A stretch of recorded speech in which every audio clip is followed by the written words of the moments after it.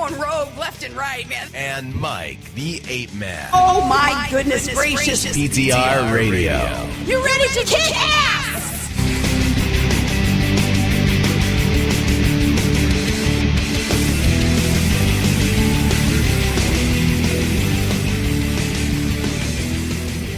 Good evening, everybody, and welcome to another edition of PTR Radio here on the fabulous interweb.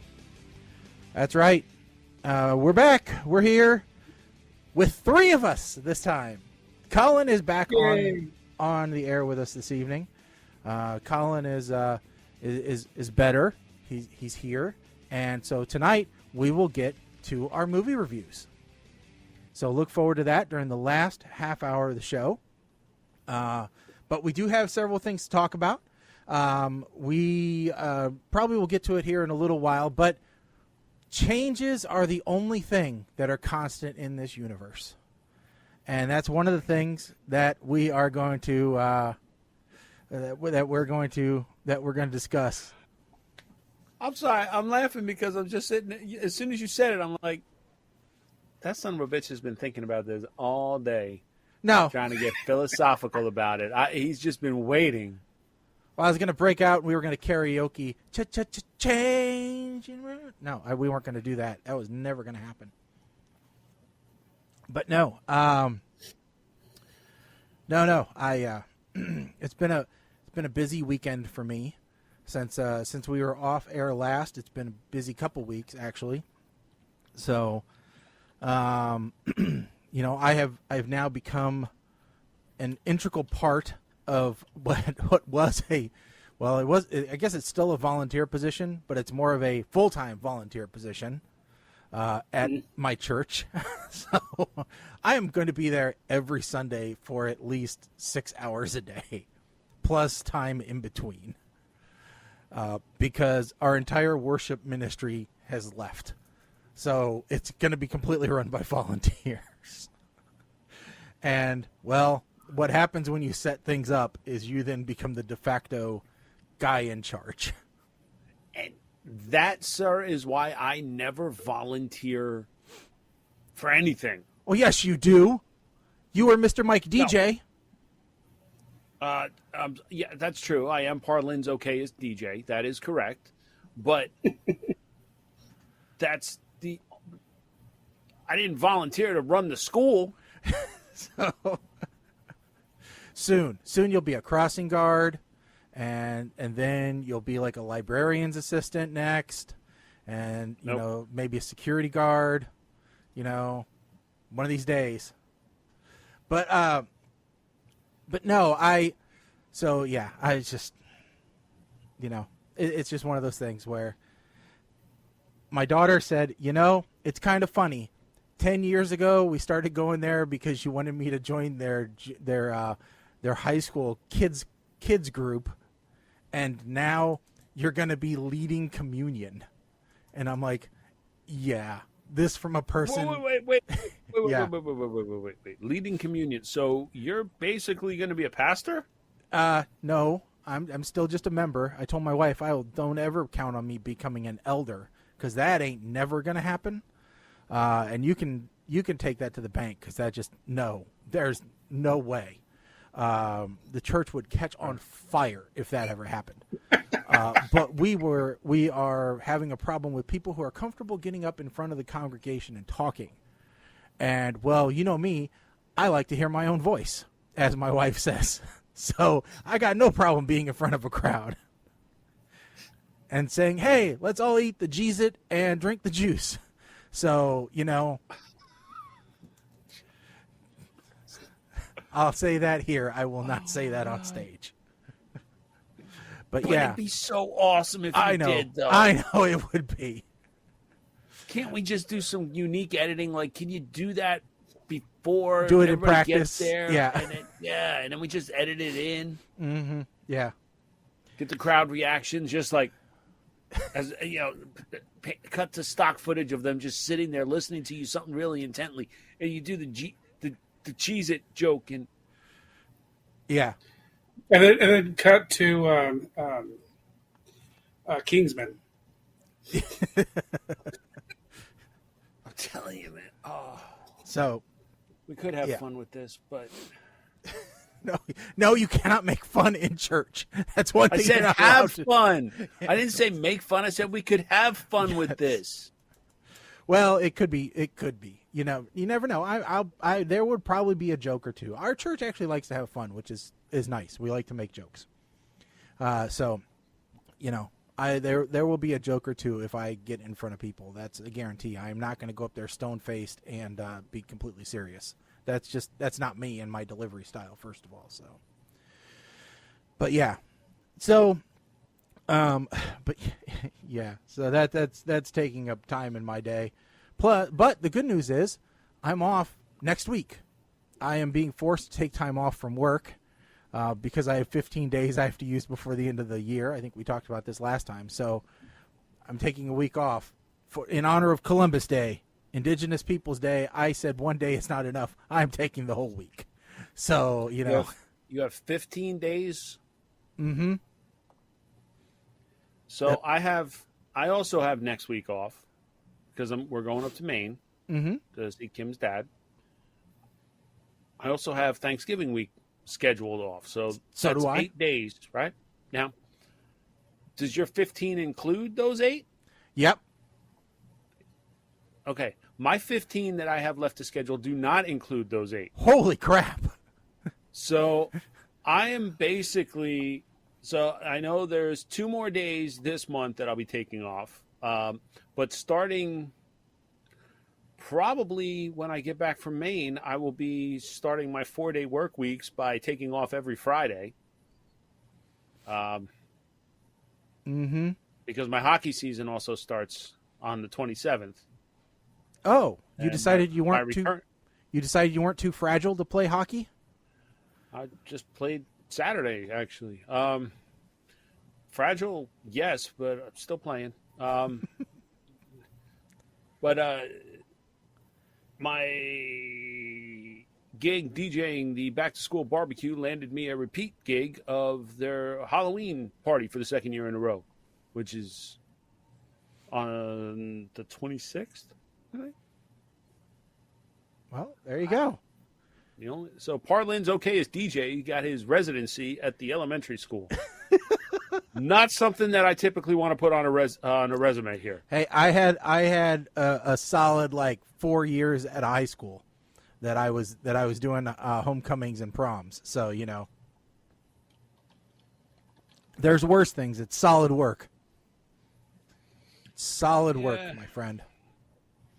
So I was just checking that. So my time off is at negative 65.75 hours. Yeah, I was about to say you're probably running a deficit. You know. Yes. Yeah. Being out for a couple of weeks of surgery and then going on a cruise will do that for you. Yeah. Luckily, my company doesn't really care. Just have to catch up at some point. Mm-hmm. Yeah. Well, I'm to the point where I'm using vacation and personal time to go to doctor's appointments.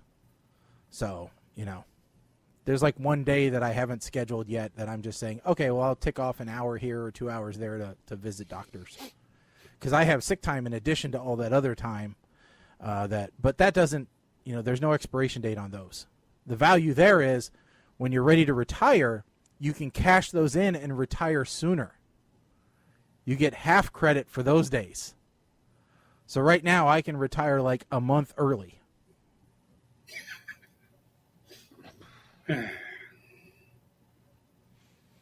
Not that that's going to ever happen because I don't.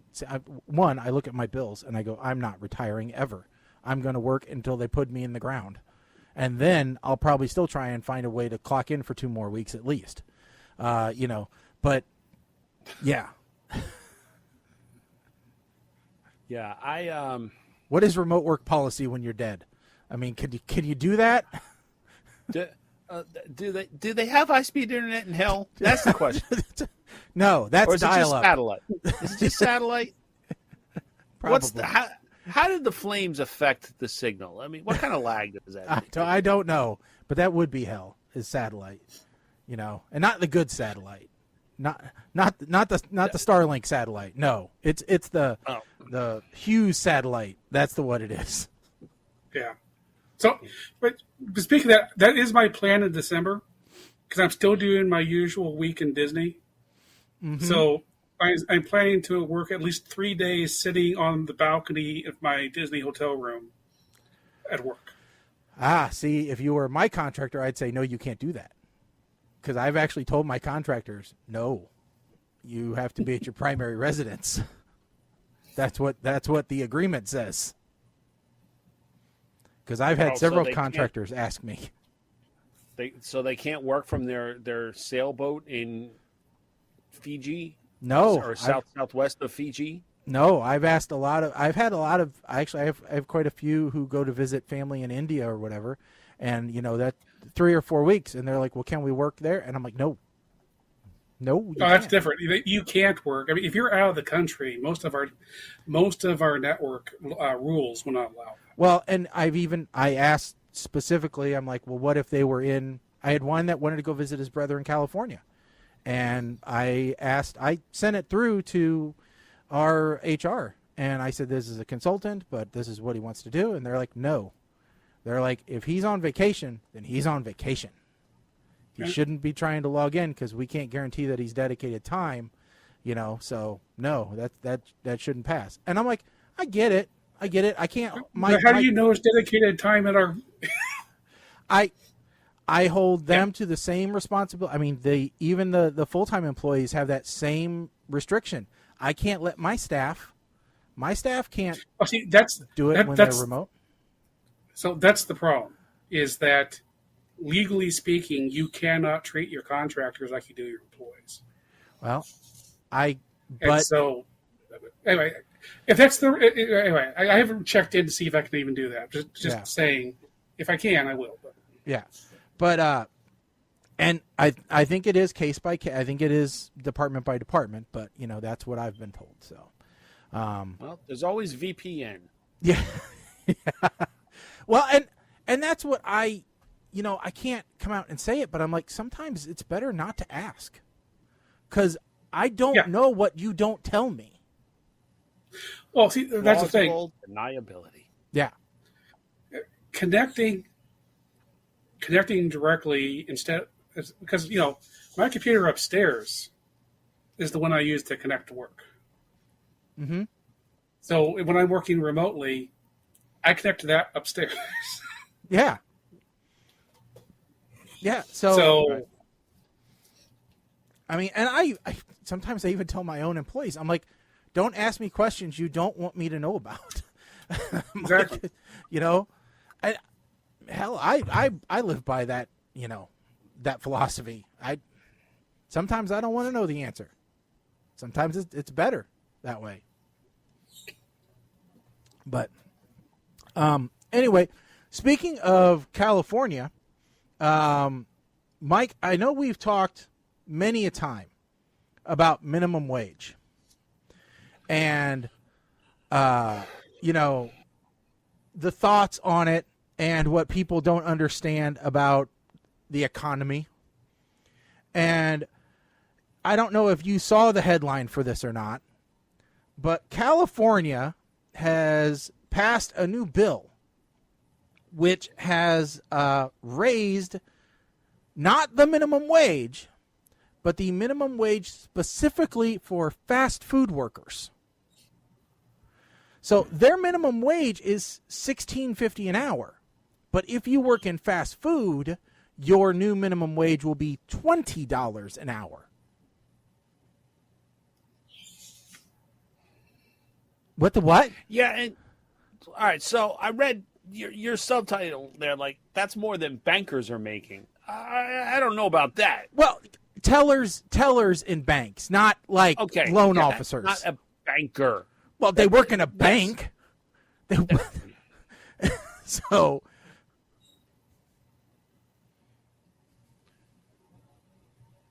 the fact that Governor Newsom, now, if you're talking about folks in like McDonald's, and I'm just going to use McDonald's to mean all fast food restaurants, generally speaking, You're talking about all the workers at McDonald's. I don't understand why just that industry. Like, this is where I think the outrage is really going to build up. Because I guess it is still technically a form of retail. Because I was going to say, like, who gets it worse, retail or the service industry, as far as people like disrespecting them? Well, And I'm not sure. is I it a think it's is it a disrespecting, or are they trying to address a labor shortage in those industries by forcing the industry to pay more money? Possibly. That's a good way. It's a good way to look at it. We've talked about the fact that McDonald's that's not meant to be a career path. No, not unless you're in management. No child in grade school should ever say, when I grow up, I want to be working on fries. Yeah. No. It should not be an aspiration for your career path to include the phrase, would you like fries with that? Would you like to upsize that meal? Right. I mean, and this, I think, is where the generational gap comes in, right? I just had this conversation with Kim the other day, that it seems like the younger generation, the ones that should be working fast food jobs while they're in high school and college, early years of college, it seems like there's a sense of entitlement or a sense of this job is beneath me kind of going around. And if you're trying to be successful, there really shouldn't, no job is beneath you. Not when you're starting. Everything is working towards something. When you have no experience, you have to do something to get experience. I mean, period, end of story. I worked McDonald's at 15 for 4.5 years to gain money and experience so that then I could step into a better job. It was a stepping stone to something better. It was not going to be a lifelong path, because that is not something that you can realistically sustain a family on. It was never meant to be a family income, not a part-time job, because you don't have benefits. You don't have, all these other things.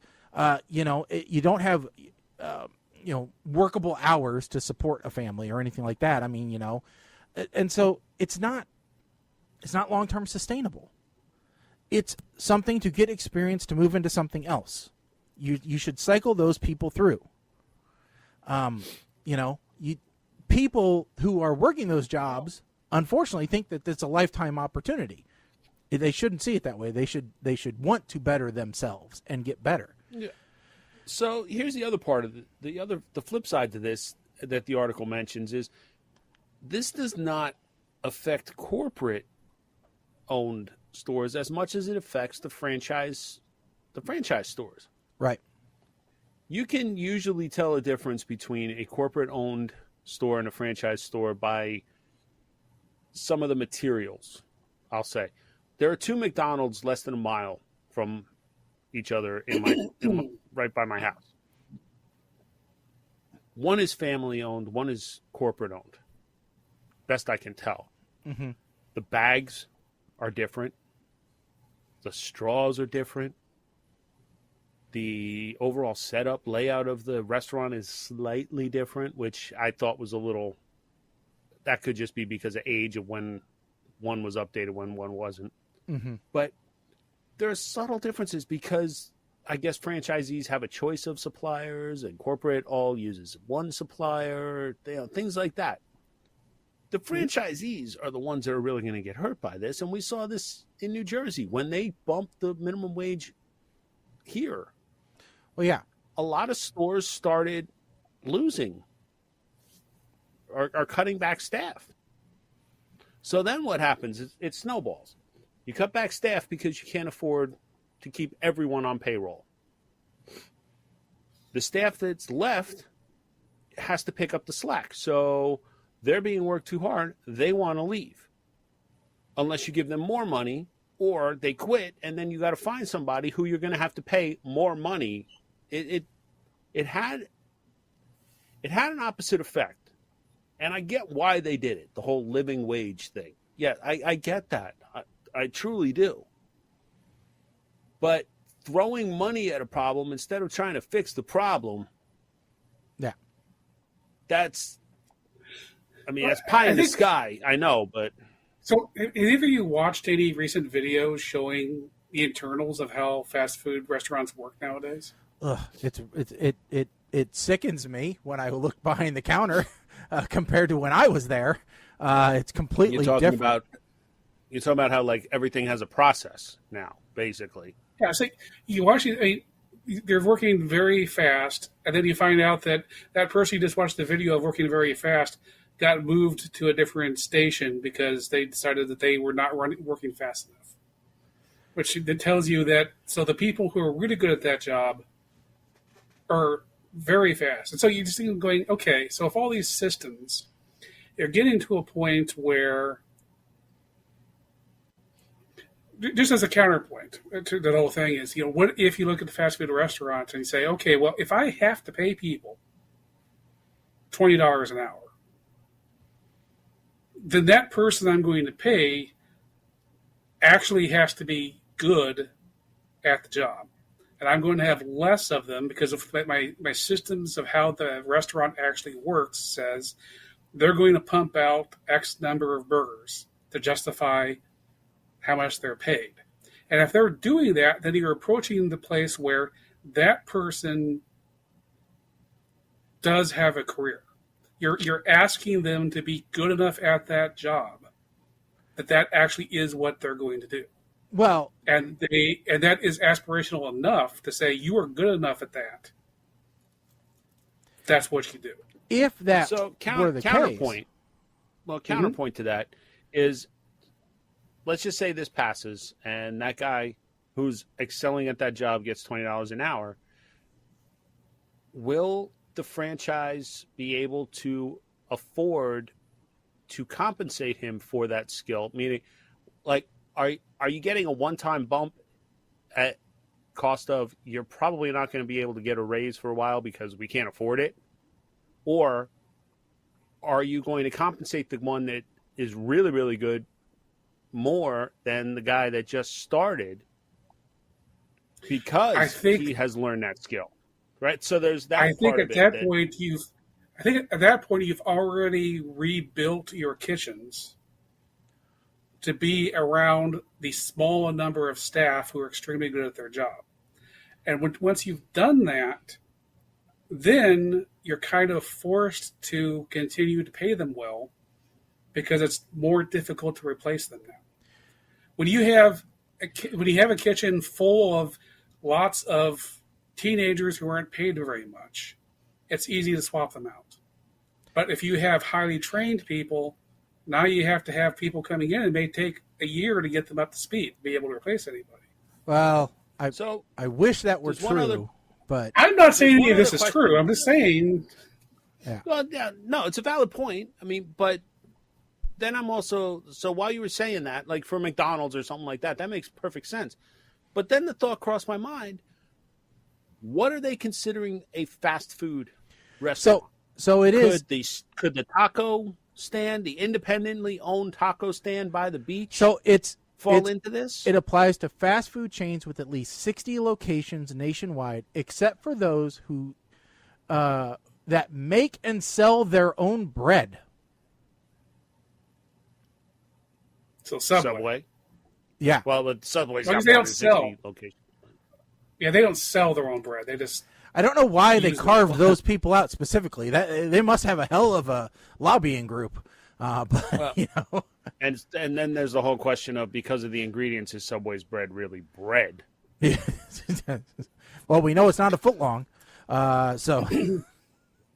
And is a donut bread? But then you get into the franchise part. Like, so do they look at, if one Subway franchisee owns 10 stores, are they looking at Bob's Fast Food LLC, or are they looking at Subway?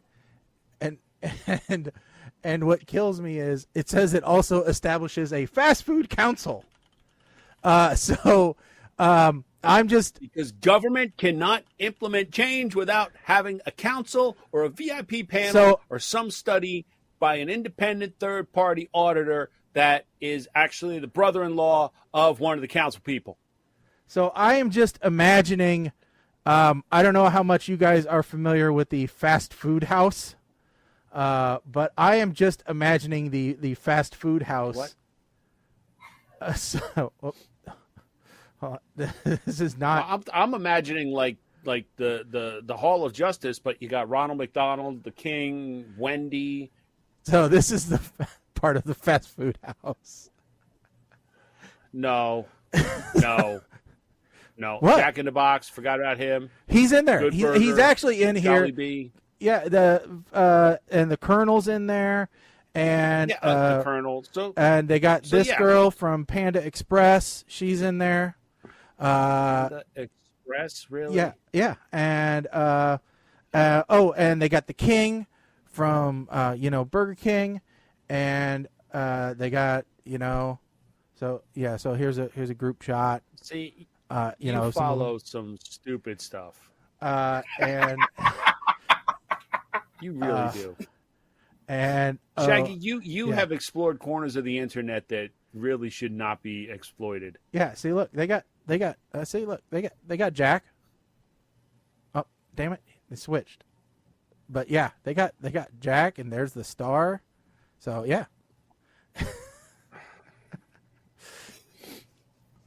Yeah, that's fast food house. I didn't read the bill, obviously. I'm not going through a bill in California until I find out that New Jersey's trying to copy it. It's probably just a matter of time. Well, the question is, how long is it going to take for this to implement, and will Governor Murphy still be in office? The answer, hopefully, is no, because he's out in January.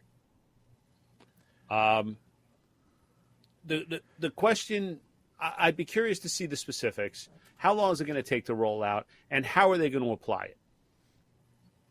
Yeah. I mean, there are definitely a lot of questions, and it's going to take some time. That's for sure. So, yeah, fundamentally, the issue is that the United States is moving to a service-based economy because we don't really make anything. I don't know what you're talking about. We're bringing the chips back. So, as a service-based economy, well, the front end of that economy is fast food, and because we're Americans, so yeah. And also, the high school students just aren't working because they're too busy doing other stuff, like playing video games. Annoying seniors, trash talking, making Insta videos. Yeah, those things. The important things. So, yeah. I guess I should be glad that I'm resident DJ for the elementary school, which is actually only K through 3 in our town. Yeah. Because 4th through 6th, they go to the upper elementary school. So I guess I should be happy because those kids, you put on Baby Shark and they're fine. Yeah. Well, the hardest thing is I actually have to listen to music and read lyrics to make sure there's not some kind of innuendo I got to worry about. Yep. Like I queued up Shake Your Booty. Oh no. Shake, shake, shake, shake, shake, shake. I was like, whoa, wait a minute. The 70s song. I can't play that. No. I can't play that. No. Like working at the car wash. Working at the car wash. Well, no. Night Fever. I didn't even want to play the Bee Gees. Like stupid stuff like that. I was just curious.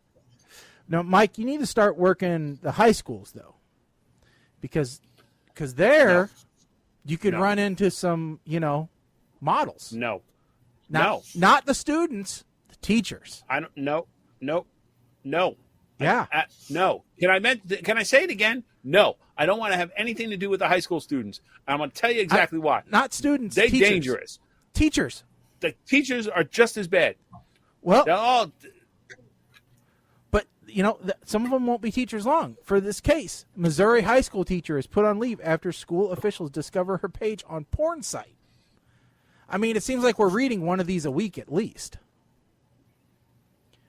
It's like, I don't understand where everybody else is getting the money to fund all of these OnlyFans people, because but here, everybody has an OnlyFans. yeah. I was telling Kim about this. I stumbled across, because before we go to bed, of course, I'm on Instagram and I'm doom scrolling through reels, just watching stupid shit. That's me Just on Facebook ruining my anymore. attention span, right? Yeah. So I'm looking, and here's this one. So there's all these reels of people like cooking, right? Okay, apparently that's the new thing, cooking. Well, this girl has an OnlyPans account where she cooks and she kind of gets cutesy about it. Like, now we're gonna cut up the sausage. Boy, the sausage is big, isn't it? Uh-huh. And stupid stuff like this. Yeah, punny. But yeah. it's all very punny. But I'm like, okay, you know what? This is entertaining. If I had money that was untraceable, like crypto or something. Yes. Yeah. So No, that's not true. I would not. No. I would not do that. no. I would give it to my wife and tell her, okay, you better make a video like this for me, or this is how you got to cook dinner from now on. 'Cause Yeah. No, you should tell her, hey, listen, we should start an account for you. Let's make some more money. You could rescue more dogs. No. Say, hey, you want to make that sanctuary? This is how we pay for it. No. So, yeah, so St. Clair is about 55 miles southwest of St. Louis. The high school has about 750 students in it. Kopeg said she joined OnlyFans website over the summer to supplement her salary as a second-year teacher. She taught English to freshmen and sophomore and made about, okay, get these numbers straight in your mind, $42,000 last year.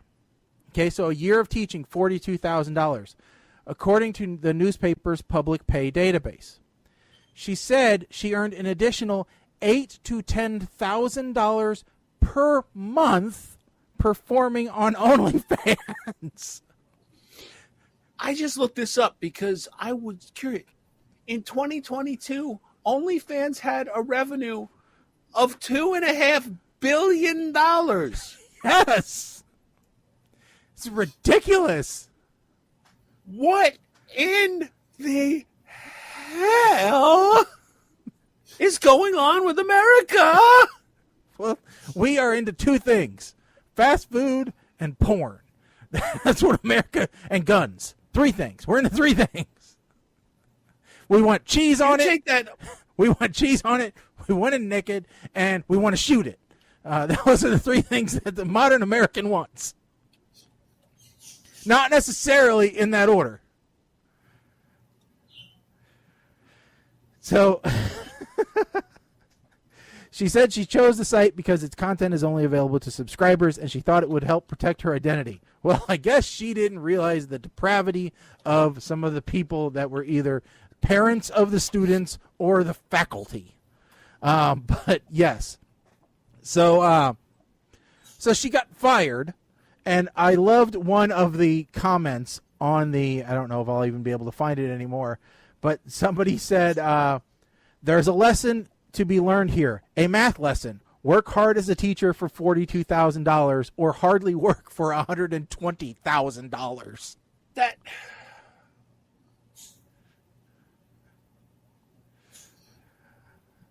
You know, Like, I give it up for some of these content creators. Okay, they put some real production value into this, and I blame the iPhone for it. mm-hmm. All right, the iPhone was the downfall of society because that basically put a movie studio in everybody's hand. I hate it when I see Ree Drummond filming her whole damn show on iPhones. You know, when you can do a network television show and just use like 6 iPhones to film it, that just I'm sorry, try harder. All right, you get paid a lot of money. All right? It just irritates me. You should have to try. So harder. they should use a inferior camera to record instead, just so it's not an iPhone. Yes, absolutely. Yes. I want them to hire, and she has her kids do it. No, I want you to hire a whole crew, have a dedicated set. I want this to cost $1 billion for you to have to film these things. This is ridiculous. I mean, and we haven't taken off yet. I mean, come on, we were doing this. So okay, so you're talking about this now. You just touched on a piece of relative recent news. The writer's strike is over. Yeah. Huzzah! Bless you. So Thank you. I'm sorry, yes. I had something in my nose. I don't know what. Could be broccoli. I don't know. But yes, so writer's strike is over, and now we have to get the actors. What SAG-AFTRA. Yep. Yep. Now And they they're gotta in get on discussion this week. So soon we'll be back to making movies and TV shows, and Hollywood will be great again. And no, I shouldn't use that term. Hollywood will be wonderful once again, and it'll be just best thing ever. We'll have remakes of everything, and no original thoughts once again, and it'll just be the same old, same old. They are. Oh, that's right. Mm-hmm. Remakes. Yes, we have to talk about the remake. The remake, which is going to undo our history. The remake that is going to send me over the edge. Because, listen, we have said many times there are certain classics that you just do not mess with. Yep. Right? Don't try and remake Jaws. You can't do it. Well, you could, and you could make Don't it a try lot and better, but you shouldn't. There are certain sacred movies that should not be touched. One of which is the cinematic masterpiece that launched several careers Yes. of people like Liam Neeson, Robbie Coltrane, even though it wasn't his voice, but it was him. And I'm talking about the cinematic masterpiece that spawned a video game, even. It's called Crawl. Yes. Crawl. Which is the campiest, most amazing love story ever. Yes. Cliche beyond belief. Okay, you've got demons. You've got beasts. You've got magic. You've got Black Widow witches. You've got boy meets girl, falls in love, and love saves the day. You've got a freaking cyclops and horses that run on fire. and disappearing castles that move. That's right. And a boomerang of knives. And you're going to remake this. And add tons of explosions. And yes, because it's J.J. Abrams. The only thing that could be worse is if you attach the name Michael Bay to this thing. Or Zac Michael Efron. Bay explodes things. J.J. Abrams shines lights into the camera lenses. And of course, what's going to save the day? If it's J.J. Abrams, it will be red matter that saves the day.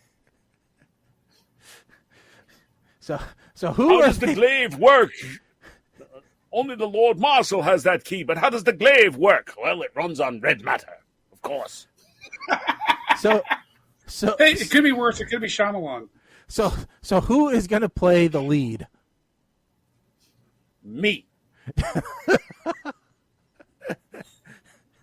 No, come on. I work cheap. No, it can't be me because everybody in that movie wore tight pants. I can't. No, he had that. No, can't be me. Mm-mm. I played a beast. Hayden I played Christensen. it. No. No. Nah. No. Who played Ren? Reno. What? Who played the new Darth Vader? Who was that guy? Darth Vader. Yeah, Yeah. the kid, Kylo Ren. Who played that guy? Oh, Okay. Adam Driver? Yeah, him.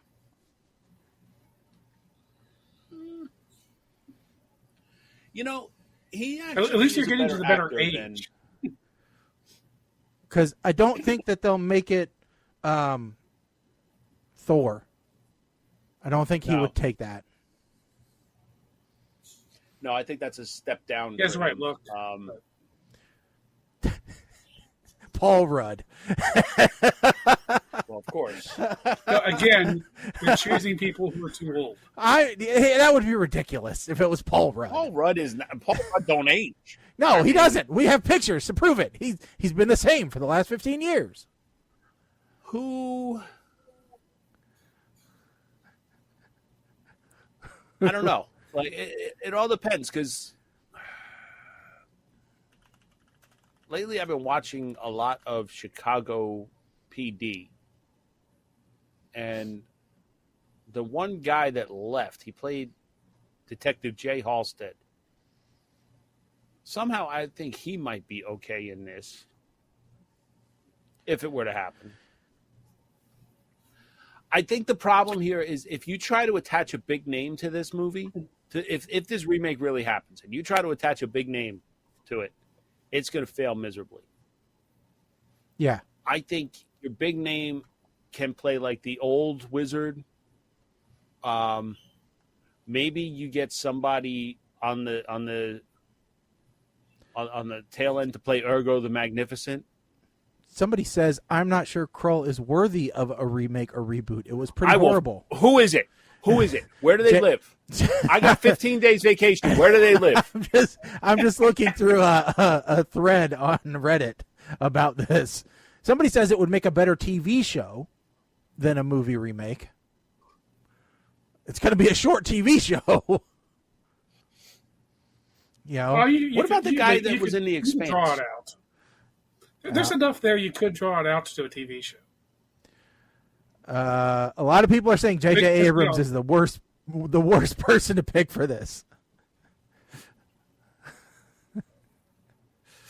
Because if you make it not just a remake, but like a sequel, it's like the Glaive. Is that what that thing's called? Yeah. It's like the Glaive has been split apart, so you have to go find all the pieces. Well, perhaps. I'm not saying it's a good idea. I'm just saying if you made a TV show, that's Well, what you could do. okay, fair enough. I don't know. Because no, I don't. Yeah, there's not enough there. I mean, there's a lot of movies that are like it's a great movie, but there's nothing there that needs a remake. Yeah. Everybody makes the same comment we do. What there's no original ideas. So Now, I will say this, okay, about these remakes. I will say this. A movie like Krull that has developed such a cult following would benefit from a remake just because of the CGI, the special effects would be a lot better. Right? Yeah. The special effects here were absolutely horrible. They were great by then standards. yeah, They're by terrible then now. standards, yeah. Right. So just do the Lucas thing to it and just redo the special effects. No, we can't do that. No, because Lucas like trademarked that, right? So if he does that, we're gonna have to add Nazis or aliens or some kind of crap to it. Time travel. But yeah, here is my hope that perhaps if they're going to start looking at properties from that era to make movies and remakes and stuff, maybe I will finally get my Robotech movie, live action Robotech movie. could be. I have been holding out on this for 30 freaking years. I will keep that torch burning. Because if anything, That would be a movie. Transformers proved to me that the CGI is there, that they can do a Robocross movie, a Robotech movie. Evidently, I was crossing Robotech and Macross. Evidently, they are turning the Fall Guy television show into a movie. What I've read this somewhere, and that's another. It can't be. Didn't they do that already? It was called Hooper with Burt Reynolds. I don't know about that. It was a movie about a stuntman. Yeah. He didn't solve a crime, but I mean, it was. Yeah. Let's see here. There's Kingdom of the they're Planet. already remaking Maverick, so why not? Not Maverick. Inside Matlock. Out. Inside Out 2 is coming. So Me Matlock. 4. Did we talk about that for because Matlock with Kathy Bates? Is that we what's did. happening? Yeah, we talked about that. Yeah. Okay. And did we ever figure out, is this like a remake? Is it a continuation or? It doesn't seem to have anything to be. It is not a continuation. We know that. And okay. I think it's going to be an adaptation, kind of like Magnum PI was. Okay, so this falls into the homage. Could be the same show with any other name. You're just using Matlock to draw people in. Yeah, I think what they're doing is that she's playing a female lawyer who probably has the Matlock country charm to her, who comes in and joins a big city law firm for some reason. Yeah. So okay, maybe they end up with her creating her own law firm and doing the Matlock thing later, and this is just the origin story of it. I can see that, but otherwise, it just sounds like The Good Wife, but older. Yeah. You guys want another disappointment? They're remaking The Karate Kid again. No. Yep. Finally got December 2024. I finally got a generation realizing that Jackie Chan was not the original Mr. Miyagi. Mm-hmm. Yep. Coming out again. Now I'm gonna have to do this all over again. Yep. So. All right. That's 10 till 7. Let's get into kind of what we some things about the show, our show. So first off, welcome to any potential Kick watchers. New streaming platform for us this evening. Nobody knew about it. Yeah, so there's a new streaming platform called Kick. It's kick.com, and it's another one similar to Twitch, I guess. It's one of those out there. They're kind of in beta. They're growing their audience, and so I figured, well, that's us. We're growing our audience. Jackie, I'm scared. Colin, I'm scared. Well, don't worry. We're not earning any coins or anything, so I think we'll be okay. Oh God. So we're doing just fine. That kind of stuff. Great. No. We're not earning any coins. It's not that. It's just kick.com, and it's got a bunch of different. It is gamer centric, but there's a ton of podcasts and everything else out there too. So they've got. So I figured, what the hell? Let's throw it out there to one more place, and see what we can do. So, so we're out there. Nobody's listening, but we're out there. Thank you.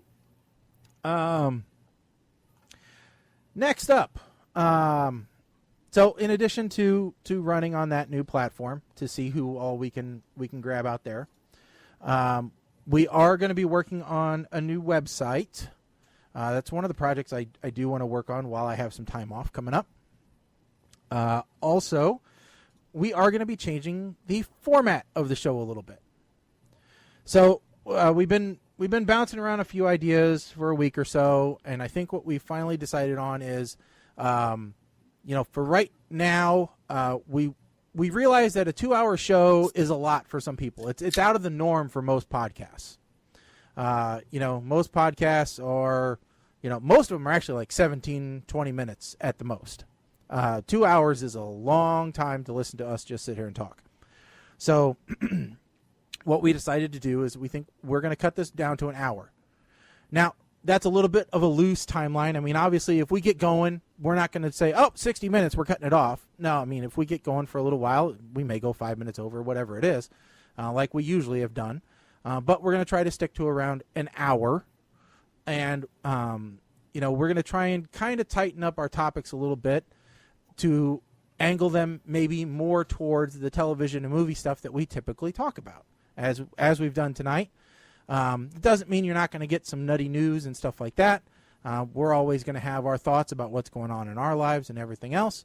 And, we want to continue to relate to everybody. I mean, we're, 40-somethings, and we like to be relatable to that audience as well as a decade on either side,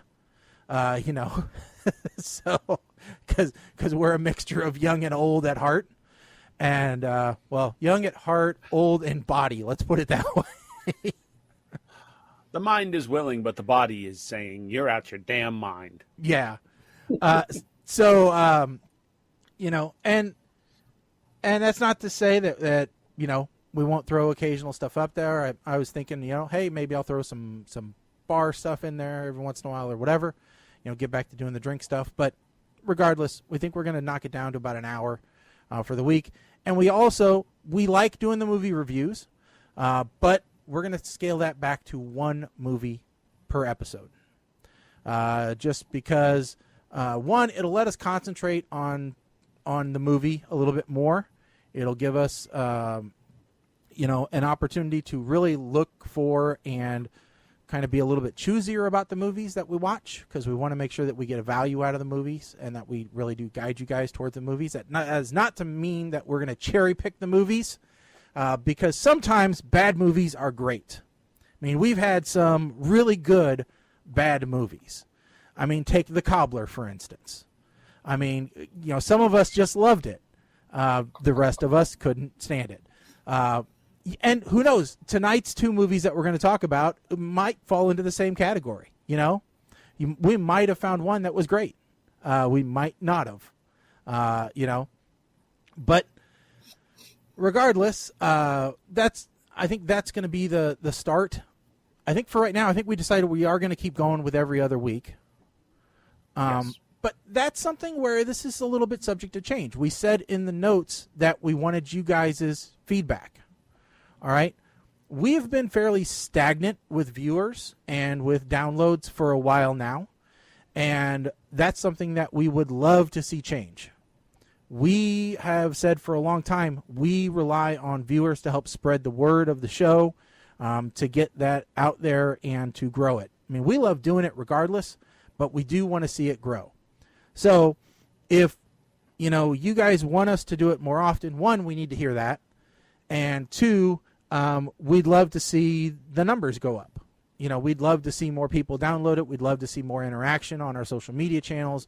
We'd love to, hear from you guys more often, because that will help reinvigorate us to do the show more often. I mean, we do get more energized about it when we get feedback from you guys. I think we all enjoy hearing, hey, I was listening to the episode, I really got into it. Even if it's just a comment on the video or whatever, we love seeing that stuff. It tells us that we're doing a good job and that you guys are interested in what you hear us say. Just reinforces that we're doing what we want to do. You guys, I've talked a lot. You guys go ahead and throw in your 2 cents. Colin? Anything? I was thinking you were covering everything. I didn't see what else to go. Well, I don't want to talk over you. Yeah, go ahead. Well, I mean, you're right. I think Shaggy pretty much summed it up, and we did have some lengthy discussion beforehand. So yeah, we handed him a script, and the thing we talked about some other changes that we might implement. But I don't think we don't want to change too much at once. When you're trying to improve something, and I don't want to use the term if something's not working, because I don't think there's anything about the show that doesn't work. I think it's just like we've plateaued. If you start changing too many things at once, you're not sure what actually had an impact. So we're kind of targeting these changes or phasing them in. We'll put it that way. I'm not going to say that anything is off the table, at least from my standpoint, with the exception of we're going to stay clothed. That is a non-starter for anybody, viewers or staff. I'm still going to drink. That's also non-negotiable. And I don't know. I think I'm going to stay in the bottom left or bottom right corner here. I don't think we're going to shuffle that around. No randomizer. I don't. No. Yeah, no. I mean, But but like Shaggy said, we're kind of looking for input here. So we want to do the show so it's entertaining for more people, and we do get more interaction. Yeah, I mean, don't get me wrong. We love, Mama Blair chiming in.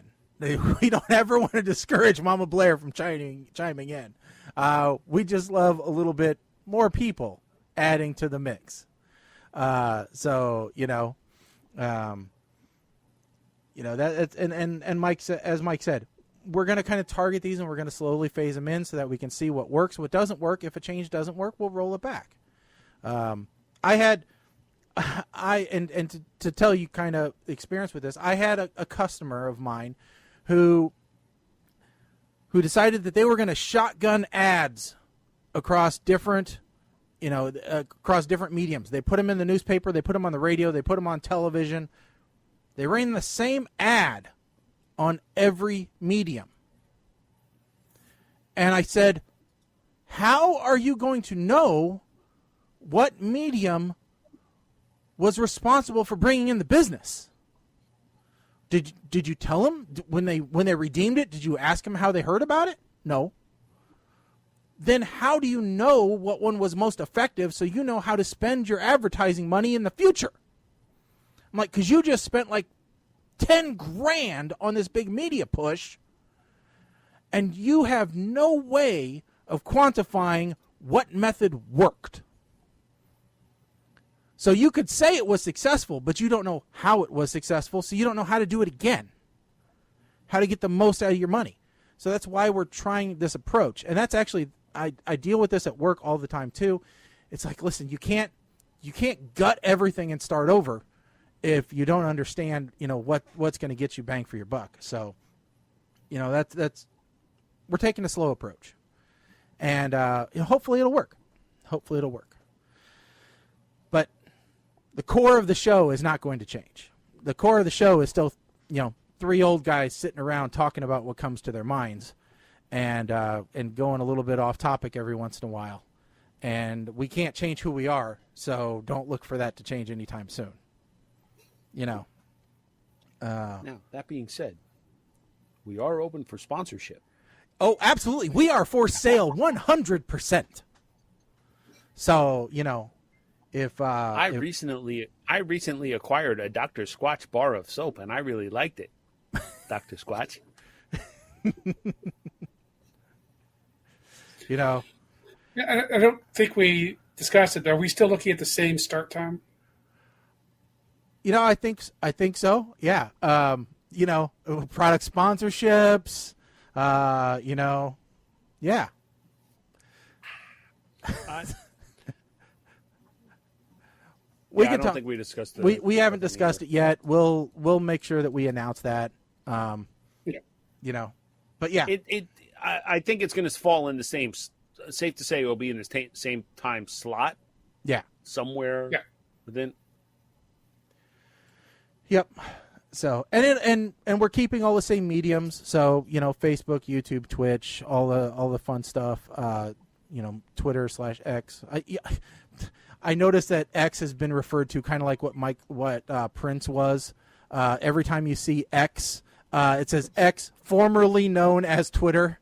So, Yeah. But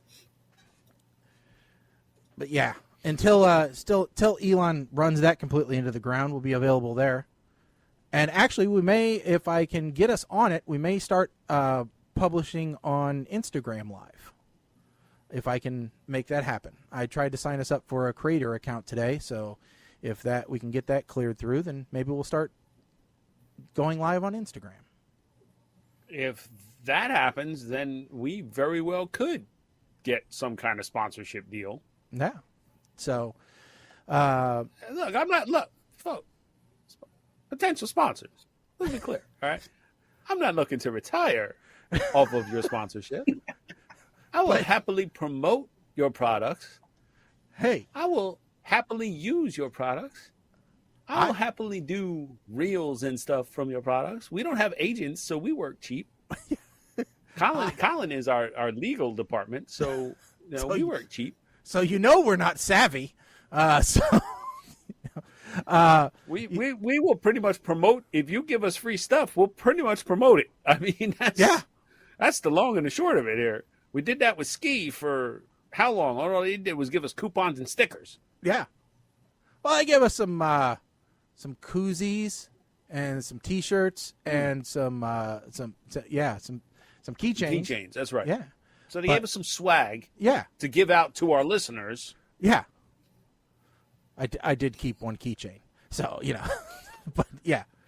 But I was recouping the cost of what it does to do this gig would be nice every once in a while.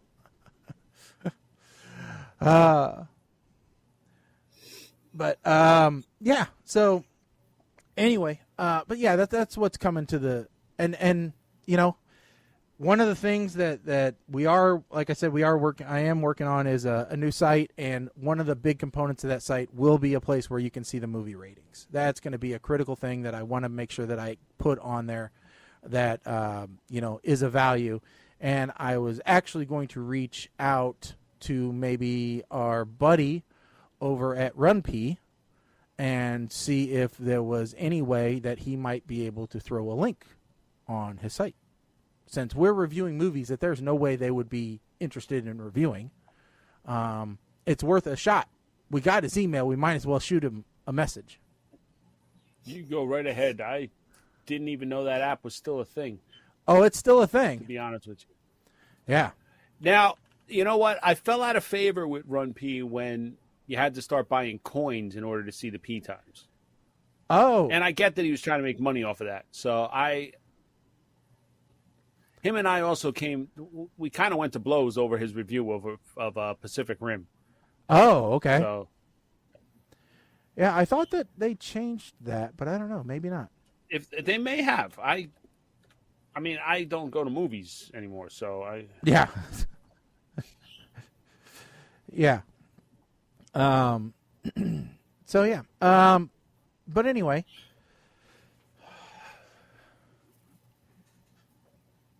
So, let's see here. What else we got to talk about tonight? Well, I know we had a lot of things.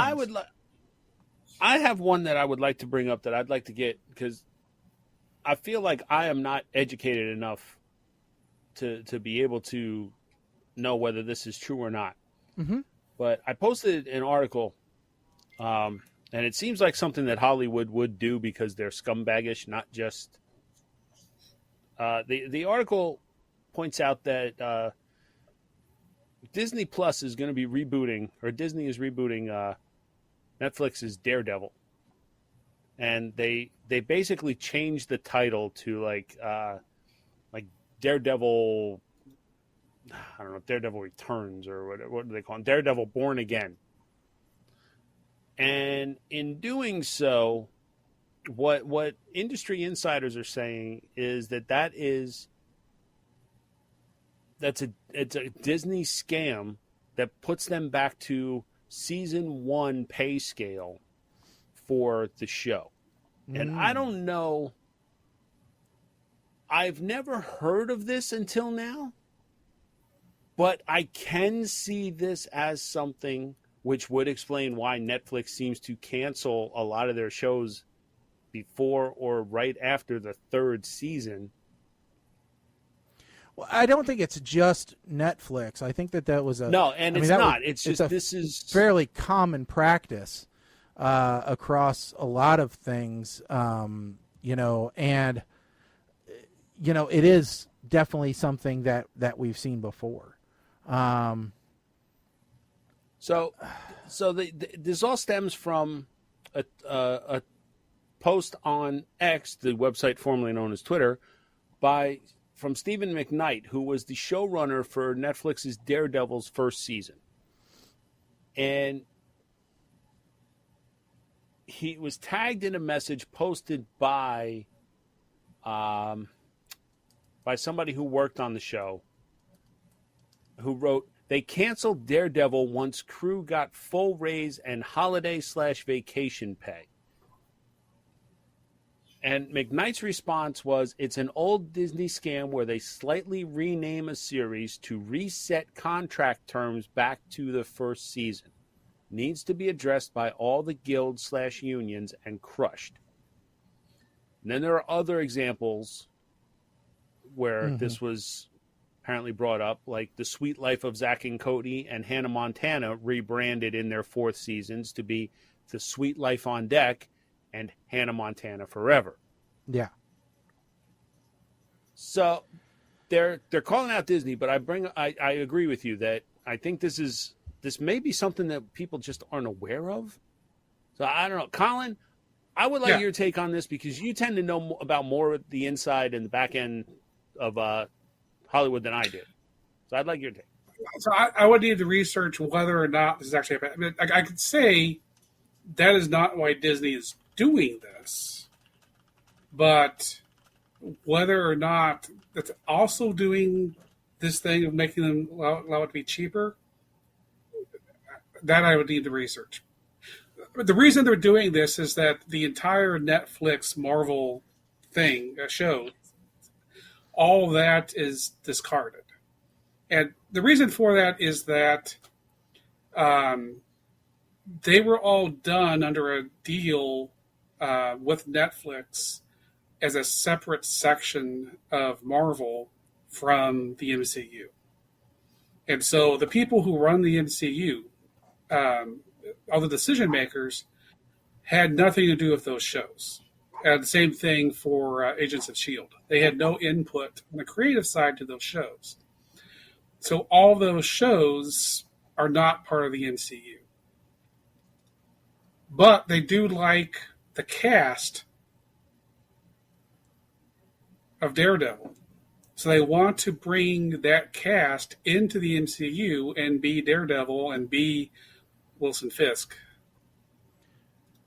But because they already did that, because Wilson Fisk, I can't remember his name, Vincent D'Onofrio. So he already showed up.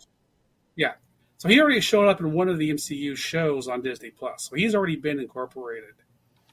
But as a show on a completely different network with a different name, it's hard to call that a scam because it is a completely different show on a completely different network with a completely rebooted show with some people recast, and the storylines from the original show were all gone. And they have to do that because that show did interconnect with the other Netflix Marvel shows. And those are all gone. And those characters, if they ever show up in the MCU, are going to be recast.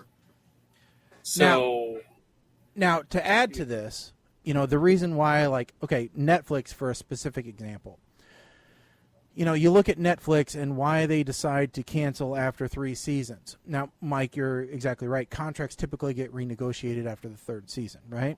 And you look at something like Friends, okay? Now, Friends, the longer that series went on, the more and more and more that cast got paid, okay? But they were on broadcast television, where the network could deal with those higher payments by increasing the cost of advertising during that time slot. They could say, okay, well, you know what? For seasons 1 through 3, it's, $25,000 for 30-second ad. For 3 to 6, for 3 to 6, season, it is now $50,000 for a 30-second ad. So as the actors demanded more money, the networks demanded more revenue in advertising. Unfortunately, when you're in Netflix's position, you can't demand more money from advertisers because they don't have an advertising budget, and you have a, for the most part, stagnant population of the audience.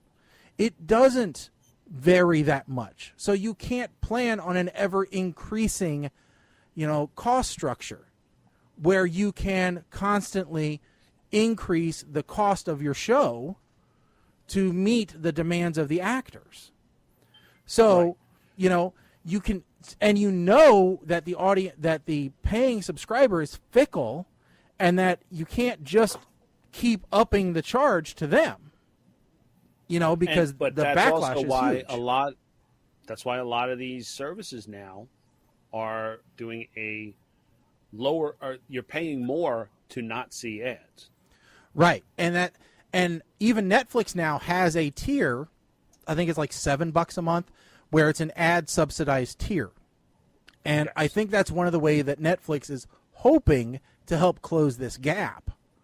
But I'll tell you, as someone who has not had ads, I went to my son-in-law's house the other day, and he had Hulu with ads, and boy, was that frustrating.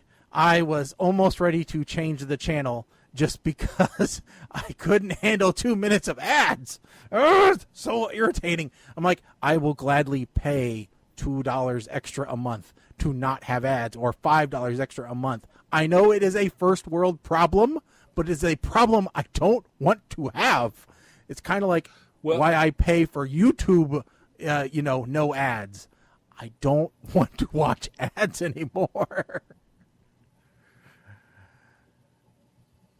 I personally don't mind ads when I'm streaming.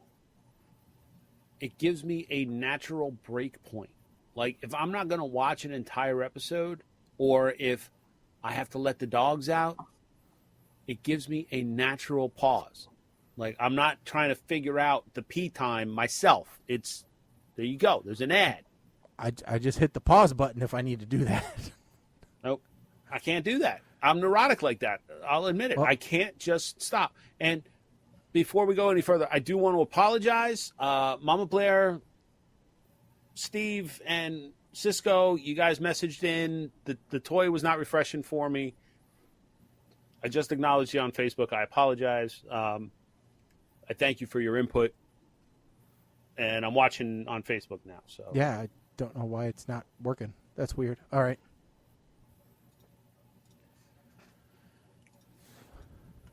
But so to your point, like you mentioned Friends, right? And Friends was one of the first ones where the entire cast got together and said, either we all get a raise or we don't.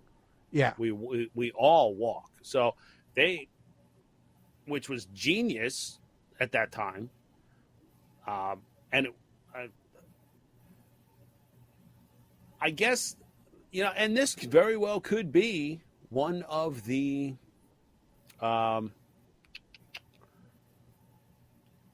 this very well could be one of the terms in SAG-AFTRA that they're trying to get cleared up. I know that AI is the giant elephant in the room. So, but let's be. So the issue is that the actors are paid whatever the actors negotiate to be paid. So the actors in Daredevil Born Again and what they're paid is not the issue. The issue is what is the crew paid. So apparently, the cameramen and all those guys are getting paid less for a first season show than they would be paid for a third season show. That's what that guy is talking about. And a lot of people are also pointing out that, well, his real problem with this is that because it's being treated as a brand new show, and he was the original showrunner of the first show, he's not being paid anything. And that's his actual real problem.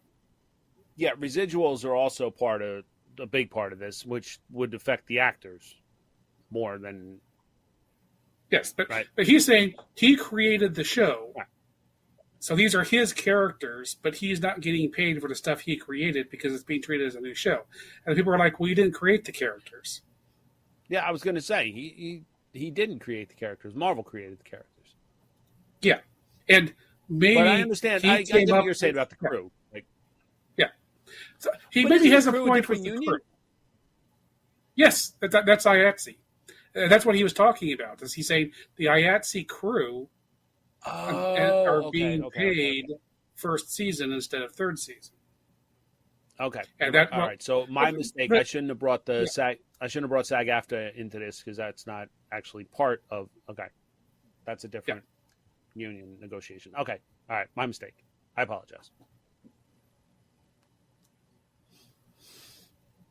So he has a point, but he also doesn't have a point because the show that he's complaining about was a Netflix show, and this is a Disney Plus show. It's a completely different network. It's a completely new show, and they're redoing a lot of the origin stories for a lot of these characters. So here's the other question. All right, because we're talking about how Netflix is not going to cross over with MCU. Are we now saying that She-Hulk is not actually part of the MCU? So She-Hulk was Disney Plus. It was not Netflix. Okay, so but the Netflix characters, but She-Hulk is tied to the MCU. It's on Disney Plus. Yes. And Charlie Cox crossed over. Yes. That's when that character of him playing Daredevil. Okay, that's the difference here. Charlie Cox has been confirmed as playing Daredevil in the MCU and showing up in She-Hulk. But that is not the same Daredevil that was in the show Daredevil on Netflix.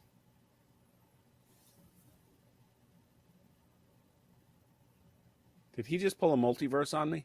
I think he said red matter in there somewhere. So I'm not sure. Even funny. Did anybody catch when I got off of Wish? All right, this is how my life is going right now, or not Wish, Temu. Okay, I posted this the other day. I got stuff in my story. Like I take this to work with me and I spin it on the desk trying to figure out if it's real life anymore. And folks are like, "What? Oh, that's a cute top." No, it's from Inception, people. I'm waiting for the kick.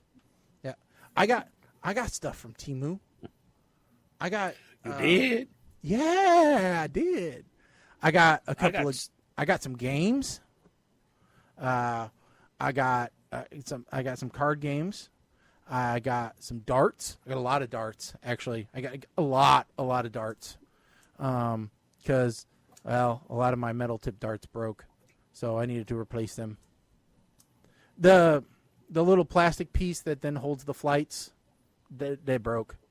Not the metal tips themselves, but so and the flights broke, so I just needed new ones. So plus I wanted some heavier ones. So I got 10 sets of darts. So I have plenty of darts.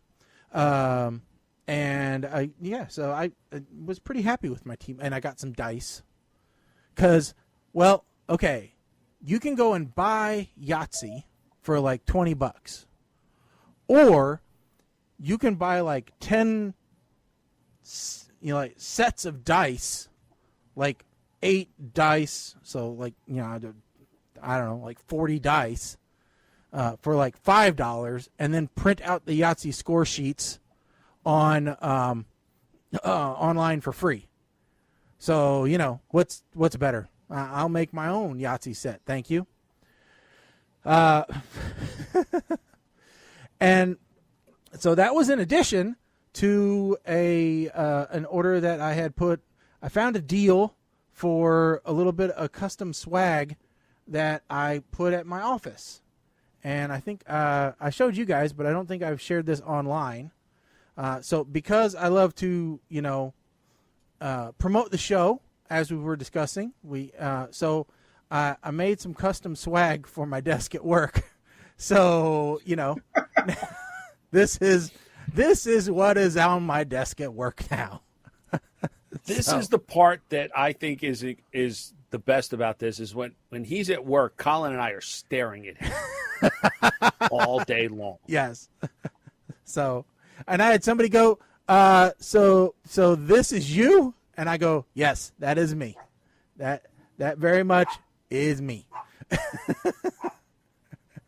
So, yes. Jesus, thank you for using the pic from 16 years ago for me. Good Lord, 15, 16 years ago? Well, it was what I had to work with. So, wow. Would you have rather you and Mr. Bird at the strip club? I didn't think that would be work appropriate for me. Don't fund me. It's going to be it's on your desk. So. Your code of conduct violations you got to worry about, not mine. Oh, Mike, we talked about this on the last episode on Wednesday. We said it was going to be on Tuesday, but it's going to be on Wednesday. We get to look forward to everybody's phone making an annoying noise at 12:20 Eastern Time and ruining the day for everyone. I can't look. I really look forward to being in the office when this happens. You know what the worst part about this is? 12:20 Eastern Time. That's smack dab the middle of lunch. Yeah. So the cafeteria is going to be full of, oh, God, thank God I'm not sitting near the cafeteria anymore. Holy crap. We used to reserve a conference room, me and two other guys, that was literally overlooking the cafeteria. Mm. And I would spend at least 5 minutes every hour just rolling back and looking to see who's actually in the cafeteria because I'd hear the wah, wah, wah, wah, wah, wah, wah, wah. And 9 times out of 10, it was these damn interns that were just hanging out. And I'm like, what you're teaching these interns they don't have to work. It is not lunchtime. Why are they all just hanging out socializing? I don't like it. And now we got drop-in space on the other side on a whole different building. So I don't have to hear it. But yeah, I'm not looking forward to that, man. Yep, it'll be at about 11:20 our time, and that'll be right when because Wednesday is our forced at-work day normally, so that'll just be fun. Yeah, everybody will be in the office. Schedule every call you can around that time.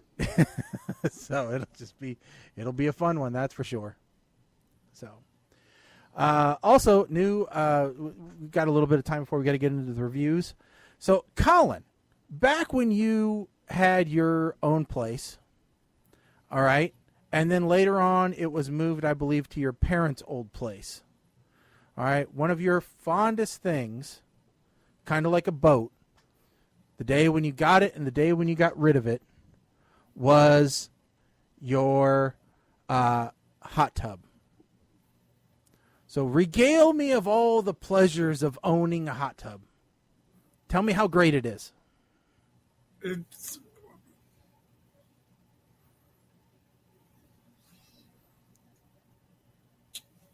It's great. There you go. Okay, because you want me to, because I'm going to leave it to your nice, rosy, hope, and because I walked into a situation where I could get a hot tub, and for a very low cost. So, all I had to do was get it moved here, and then electricity ran to it, and then build a covering for it, and all that kind of stuff. Luckily, I had already built a pad for it, because we had done this once before. So, now it's going to be hot tub time. And so it's going to be, I'm looking forward to it, and you can tell me how much I'm going to enjoy my hot tub and how there's no maintenance on a hot tub and how it's nothing but fun, sexy time on the hot tub and how it's just you got nonstop chicks when you had the hot tub. You know, you just regale me with those times. Does Mr. Shathid have a hot tub? Everything you say about hot tub is bullshit. What? No, Mr. Shathid, hot tubs are great. Hot tub is great when you sit in it like chicken making soup. Not great every 23 half hours a day otherwise. Well, but why not? I mean, but isn't it? Doesn't You that say you 1 buy hour- hot tub cheap. Yes. Why person get rid of? Well, it was included in a house that they bought, and they don't want it. Okay. Seller leave with house. Why? If hot tub so great. Because they're an old lady whose husband died. Okay. So much old people bacteria in hot tub. That wasn't used. Never get Well, pipes completely clean. well, it's only going to get When more old last people. time hot tub used? It's only 2 years old. It was used like once. Okay. So mildew and fungi What? in pipes. Well, I don't know. It's going to get cleaned. That was not question. That was statement of fact. I don't think so. I think it's perfectly fine. I mean, you know, it's When not, it's no Shaggy's hotel hot hair tub. start falling out and skin start to turn purple, you will say Mr. Wait a second. Shadid was right. The hair's already falling out. How would I know if it's any different? Talking about hair on legs and arms. I wouldn't And mind balls. that. It's a little, but well, no, well, you know, that I don't know that would necessarily be a bad thing. There's a bit too much there anyway, but you know. 2 best days of hot tub ownership. Day you buy, day you sell. Well, but what about pools? Aren't pools the same situation? No. Pools, much less work. Hot tubs stay hot. Heat and moisture are breeding ground for bacteria. Ah, but see, Pool this is cold. is a saltwater hot tub, so it's you know, it's even better. So Shaggy say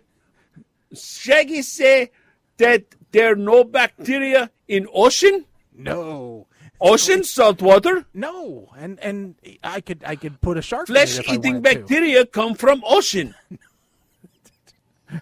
No, but Mr. Shathid, I think you can agree with me that all other things being said about it, a hot tub is great for 353 days of the year. The other Why 12 do you days are the expect- days you get the power bill. Well, I did talk to the electrician today, and he said it is like having an oven or a stove turned on high constantly. So I do anticipate the electric bill increasing. Not looking forward to that part, but am looking forward to, you know, But electric so cheap in Springfield. Oh, comparatively it is. So I'm not terribly worried. My last electric bill was like $45, so you know, pretty happy about that. what? How much? $45. So What? Hey, how much? Wait, what? yeah, it's like $45, man. $45, and you have electric appliances. You have electric heat and air conditioning, and you have an entire NASA network of servers. I have gas heat, but you know it's summertime, so that's not running. So, but yeah, I have gas So- heat too. I have gas heat, gas water, right? And it's okay, summertime, but the budget plan, I'm paying over $250 a month for freaking electric. $40? What's your gas bill? like 45. It was like $90 In the summer. I don't even. No, it wasn't even that. I put that on level pay, Okay, so you're paying like $90 a month level pay. something like that. Yeah. All right. Well, I'm paying like 46, and that's the lowest they'll let you pay a month for my gas. Okay. So it doesn't quite the rates balance we out, actually but- pay, we pay in the winter, we pay 0.0988 per kilowatt hour, and in the summer we pay 0.1139 per kilowatt hour. Nah, I gotta look at my damn bill. See, since I'm on the damn budget plan, I don't even know how much my. Oh, okay. Wait a second. Hold on. I was wrong. That must have been. I don't know what. Maybe that was my gas bill that I paid $45 for. It must have been gas. Last electric bill was $300. But still, $300. That's not bad for summer. So where we pay.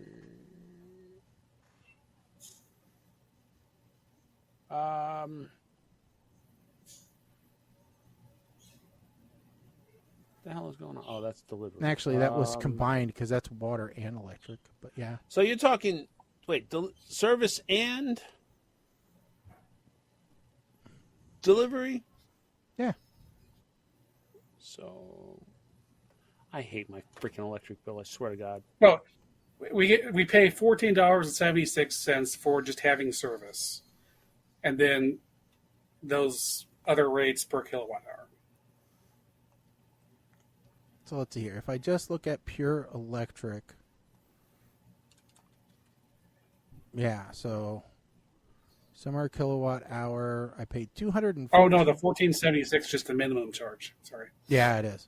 So yeah, so it was like 228, 229 just for electric. Everything else was water and blah blah blah. So yeah. I pay like 16 cents a kilowatt hour when you consider generation and service delivery charges. Okay. So yeah, we pay 5 cents. 5 cents less per kilowatt hour in the summer. And let's see. So I'm just trying to figure out based off of my last month's bill, kilowatts used. Yeah, okay. That makes up the difference right there. Mm-hmm. Pretty much. Because that difference is equates to about $71. Yeah. Yeah. So all you have to do is have communist government-owned power plants, and yeah, that's what you. Instead of, good old market. So do that. The upshot is, this is the first time I've actually opened a bill in a while. My usage is actually going down. Oh, in the wintertime, my electric usage is down to like $210. My total bill is. No, I mean like year over year. 225. Yeah. Oh yeah. So from same time last year, I'm using less energy. So July was my worst month this year. So I was like $290 just for electric. Ooh, it's bad. It was a hot July though. yeah, the irony is that January was actually, even though like gas we have. Well, I don't understand why January is showing as my largest month of the year. It was all those. Oh, I know inflatables. why. It was all your decorations. No, well, December and January. No, I know why. It's, we have a business that. Moving on. Let's see. Mama Blair says hot tub costs electricity, cold climate, heat, dollars, and the wildlife like to live under the warm tub. Yes, see. Mm-hmm. Yes, but sometimes bigger wildlife like to live in the tub.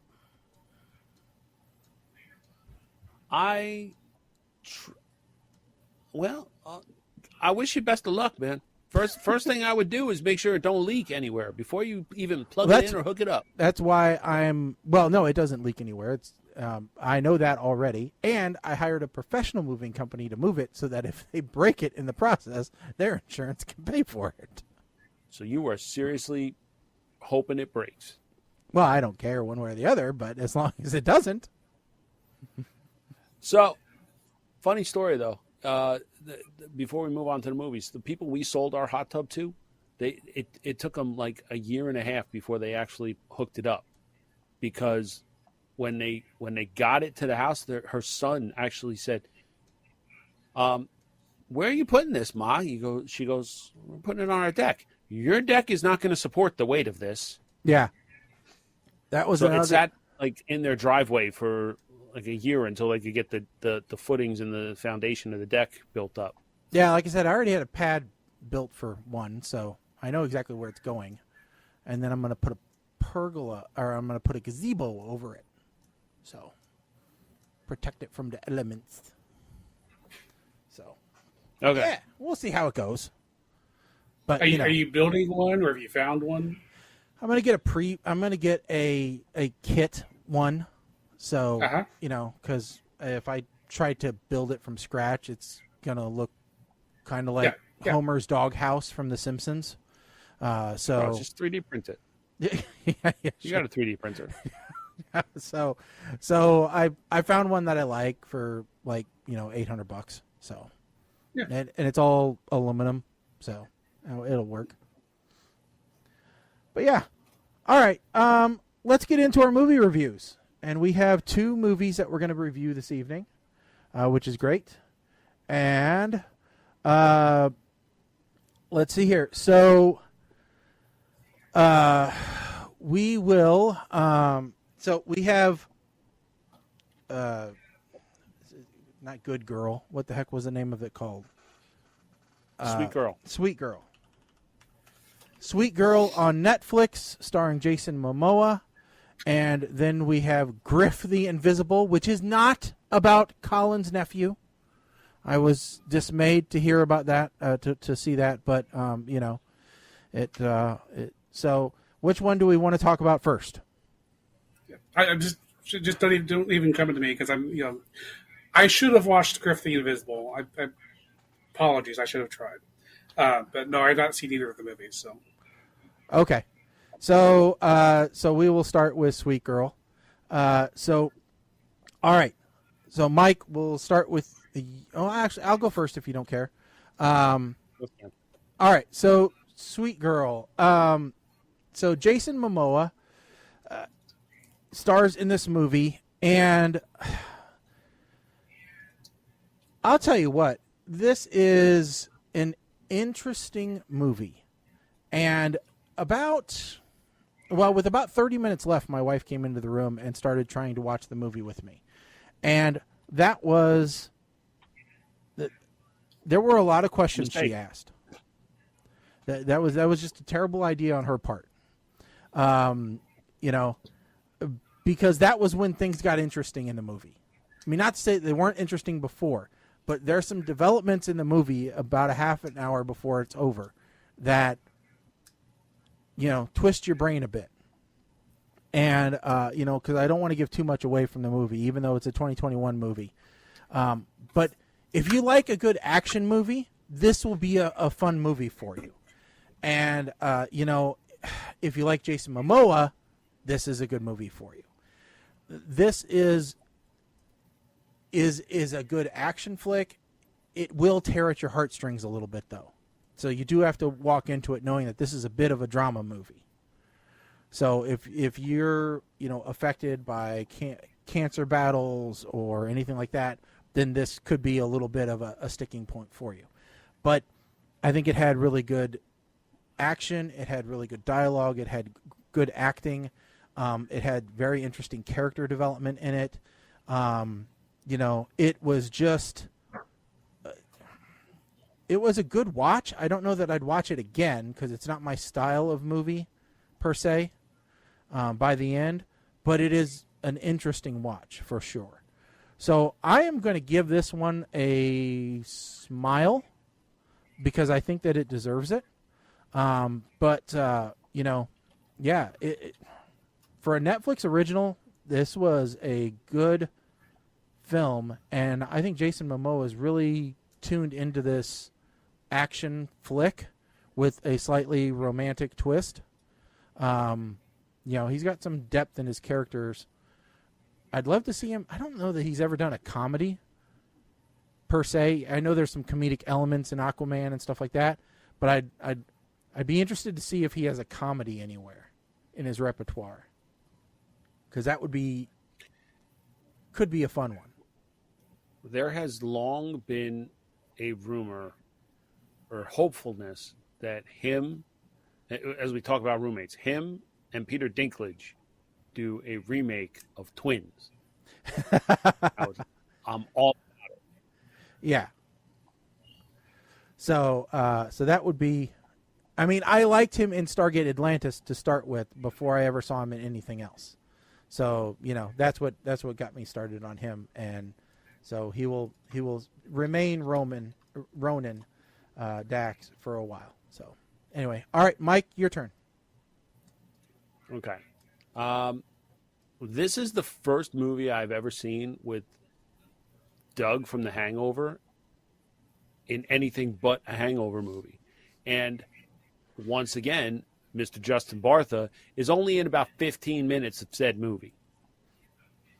I don't know if I'd get as violent as the main character did in his situation. However, I know I would get as angry. And this is where Shaggy talks about how it pulls at the heartstrings, because at the root of this is a medical bill, big pharma, insurance, government type crux, right? Well, halfway through this movie, I have not taken very many notes. I have really I really enjoy the movie. I felt that the dynamic between Jason Momoa and Isabella Merced is one of the best that I have seen in not just a Netflix movie, but in general. The interaction between their characters was great. They were cast perfectly. And then the twist at the ending. I don't know if I was just being naive or what, but I didn't see the twist coming. Nah, me neither. So, and this was not like an M. Night Shyamalan ding dong where you kind of figure out where the twist is going to be. But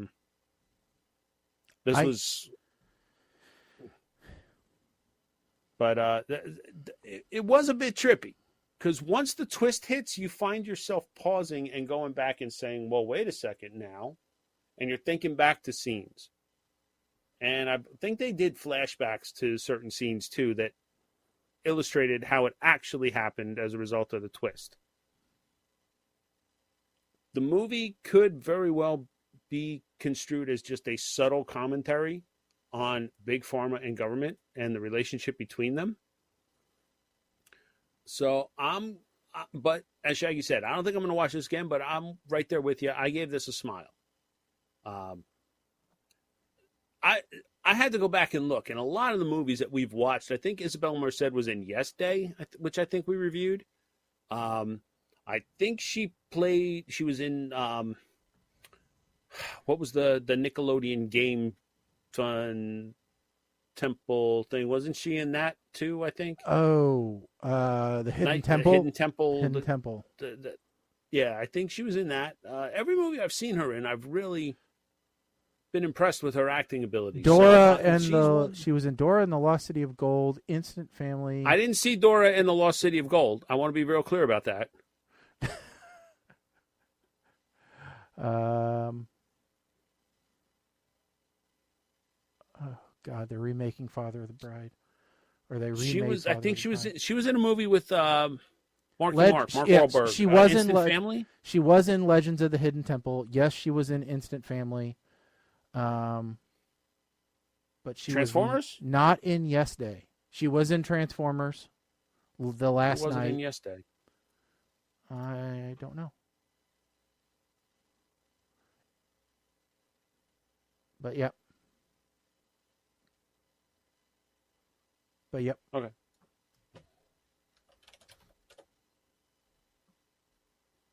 Oh, Jenna Ortega. Yeah. Was in Yes Day. Okay. Okay. Now,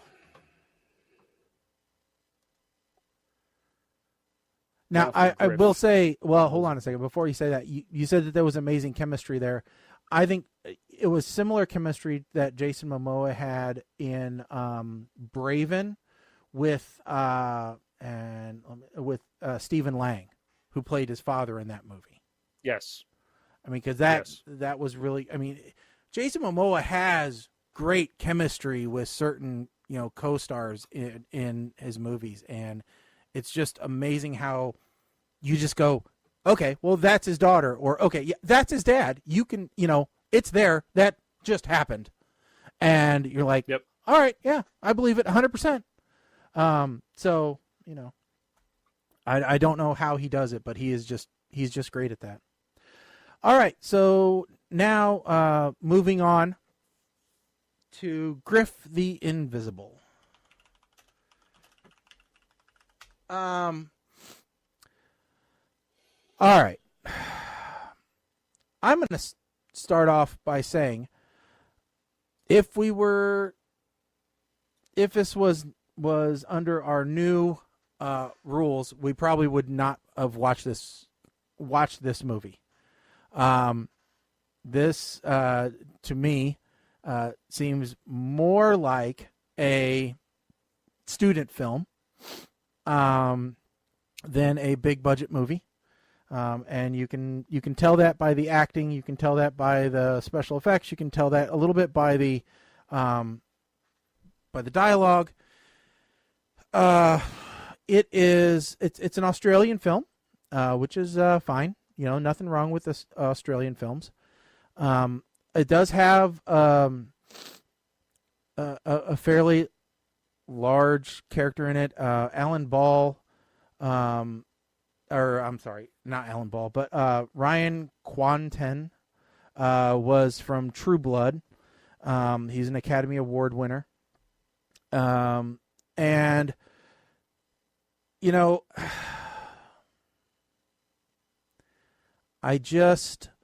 this movie is another one. I'm going to give this one away. Another one with twists. All right. But in this case, the twists are not good. All right. The twists don't gain you anything in the storyline. The twists are just kind of stupid. This whole thing is about a guy who I would say is probably on some spectrum somewhere of something that believes that he is a superhero and,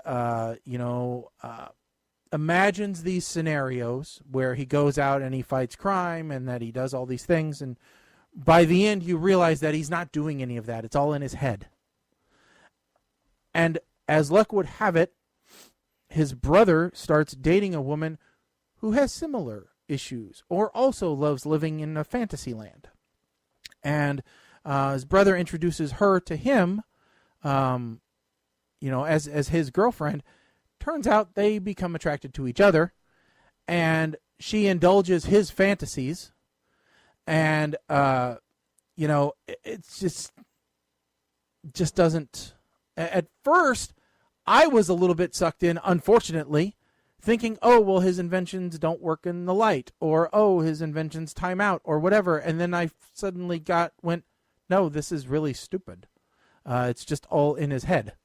Like I said, the twist was just dumb. It wasn't, any good. So, not a great movie, not a great premise. If the movie Benny and June was up your alley, and you got really, really, really, really drunk, this is the movie you would make if you were trying to make an homage to drunk Benny and June. All right? So there.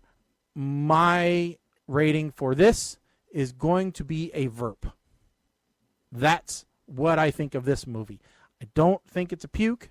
It's not that bad, It's not something I would ever recommend to anyone in the world. All right, Mike. All right. I want to know when this damn movie was made that everybody has square monitors in his office. 2010. Okay. And wait a minute. Everybody's got an accent. Did you bastards sneak in a British movie on me? A bad one? No. Oh, wait, it's Australian. Okay, I'll allow it. The whole theory about cats existing in 9 universes at once is pretty freaking interesting. Imagine having to worry about what was happening to you in 9 places at the same time. We're now at the Office Snapped scene, and I'm feeling like this is an Aussie mix of Kick-Ass and Wanted. Side note, part where the girl asks about the brother and his love life. I used to deal with that exact scenario when my cousin would come visit, or if I visited him. Everyone would ask about him, annoying as hell. He wound up being committed to a mental institution. So there you go. Someone tell me what the hell lemon and baking soda and Tyvek in a bathtub gin is all an invisible suit from stuff from the neighborhood hardware store. He's created a suit that he can turn his invisibility on and off at will. Okay. And now she's feeding him into his delusions. So this is a retelling of Don Quixote. Now the facade comes down. Speaking of whatever happened to listener Griff McReynolds, this is where my mind is going at this point, because the movie is lost. I've lost interest. Does she really have that power to go through, or what the hell is going on? Like, this 100%. I originally was going to give this a meh, because the story takes elements from many different movies, okay? And the final scene, as Shaggy said, reminded me of Benny and June, where 2 special people figure out how to live life together. I can't give it a verb. I'm going to stick with meh, because I like the idea that in the end, despite all of their unusual quirks, the message was there's someone out there for everyone. I don't like the idea of them trying to do chemistry in the bathtub like that, though. Yeah, I'm going to stick with meh. Yeah, we'll stick with meh. All right. Makes sense. Okay. All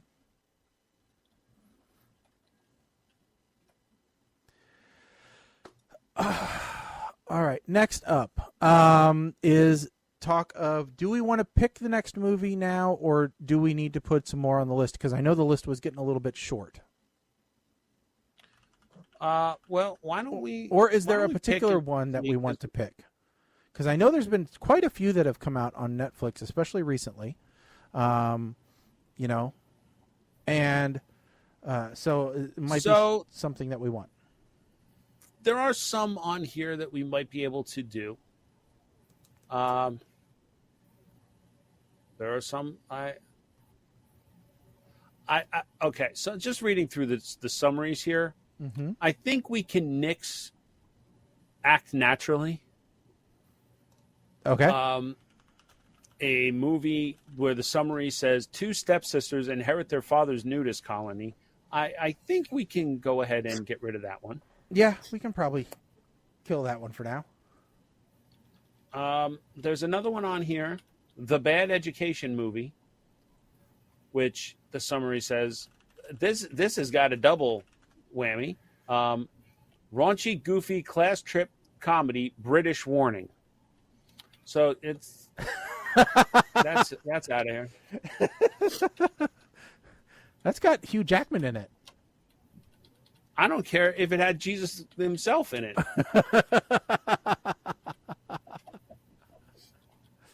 So we got, I mean, we've only got 13 on the list. Okay. We can definitely, we can find something, you know, gosh, I was going to, I swore there was stuff that I was looking at or that I had been suggested on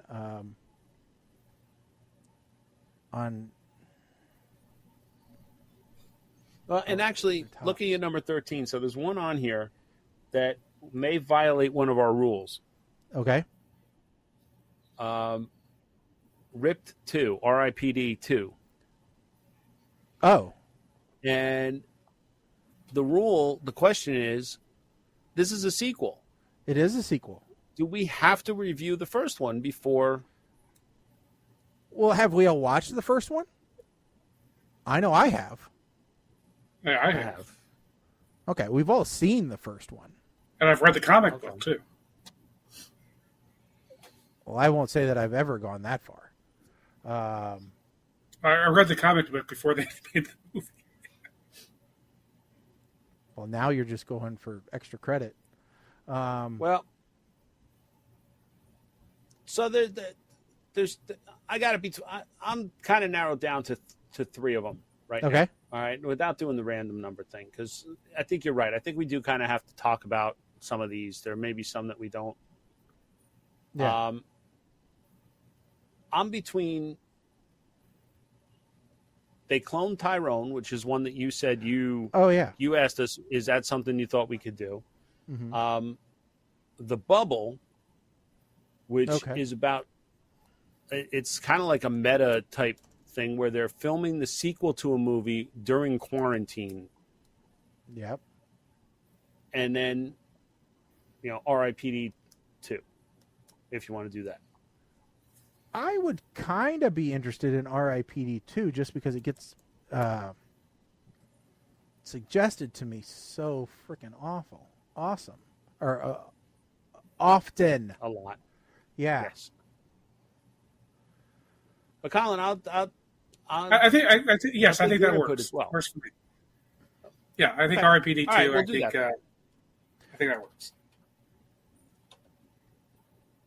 Yeah, and then Okay. I'm going to grab some more to put on there, and we can talk about what we have next. So, yeah, we can work on that and go from there. So, all right, cool. I would like to nominate on Netflix, if you can find it, the Outlaws. Okay. It's showing up on my recommendations of a new thing. I'm looking at it going, that looks.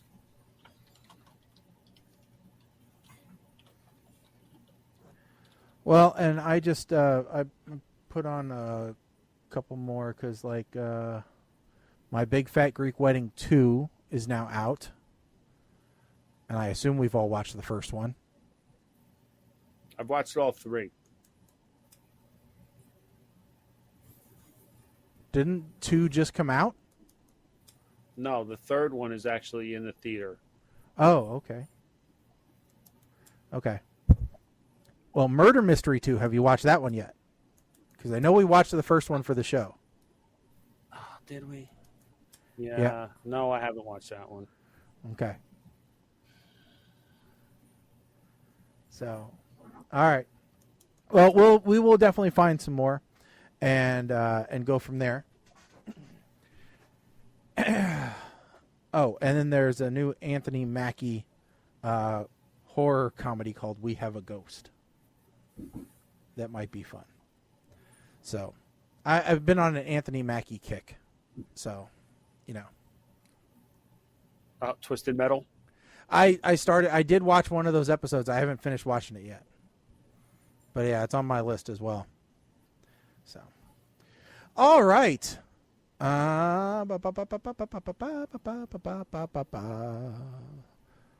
right, everybody. Well, that is our show for this evening.